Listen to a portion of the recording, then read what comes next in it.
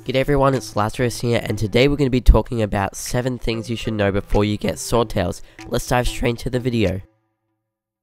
Alright, so the first thing you should know is that swordtails love harder water, so I recommend aiming for a pH at around 7 to 8. Make sure it's nowhere below 7, otherwise they won't show great coloration and they won't be that healthy. Adding crushed coral to the tank can raise the pH and keep it at a stable rate.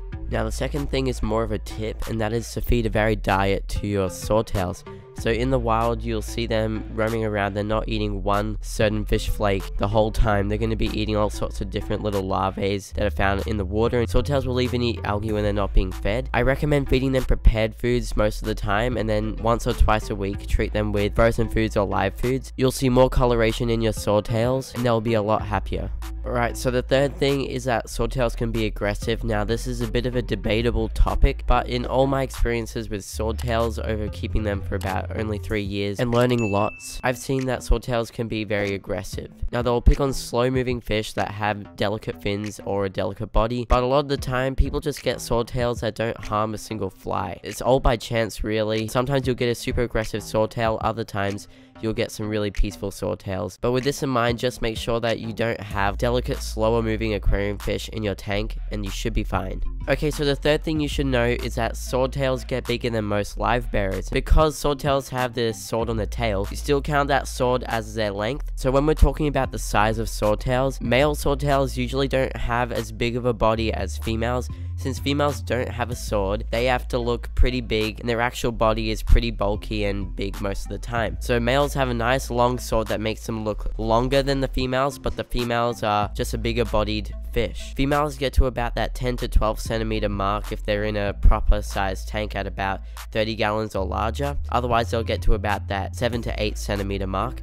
Males can get to the 15 centimeter mark, including their tail, when they're in a 30 gallon or larger, and then when they're in a smaller tank, then they get to about that 10 centimeter mark. Alright, now this fact about swordtails was kind of given away in the previous thing, but usually with live bearers you determine male and females by looking at the gonopodium or the anal fin, whereas this time with swordtails you can do that, but you can also just look at their tails. Males will have a nice long developed sword on their tail, whereas females will have either no sword at all or a tiny little stub at the bottom of the tail. And just like that, you can determine male and females just by straight off looking at the tail.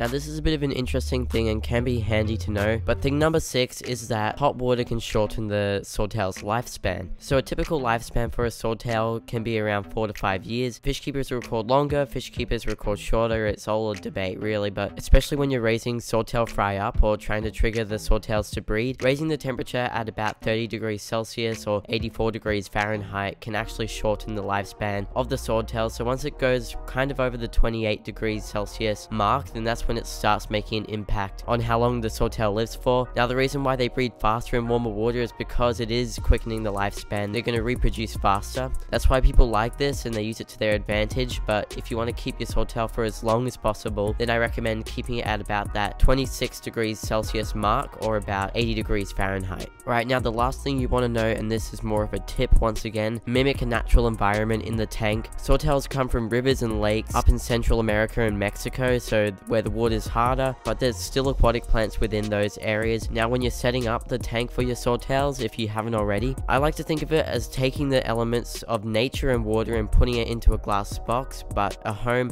that's going to be for your swordtails. So try to make it natural but interesting for your swordtails by using foliage, wood, rocks, etc.